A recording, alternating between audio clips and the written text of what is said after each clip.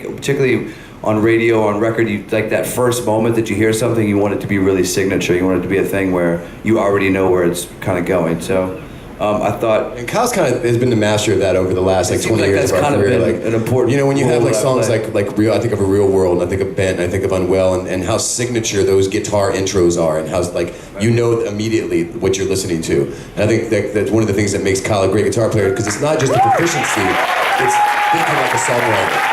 Thank you guys, thank you.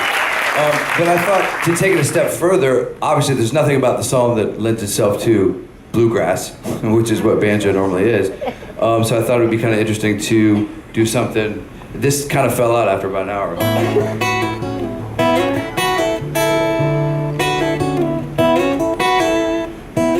So, and I thought, well, that's kind of interesting because A, I like the melody, but B, it kind of sounds oriental on something that's not traditionally ever used in that fashion. So I think that's, Yeah, and it was even funnier because really just how that emerged, because I'm always trying to figure out a way to bend the ear a little bit. When that song came out, something you haven't heard. I remember somebody sent me a screenshot, and this song's so old they didn't even call them screenshots. That word hadn't been invented yet. But it was like a picture of Billboard magazine, and Unwell was like in the top 5, and everything else in the top 10 at this time in music, it was like Nelly and Ludacris. And we were the only non-rap, non-hip-hop thing that was up there, and we had a banjo.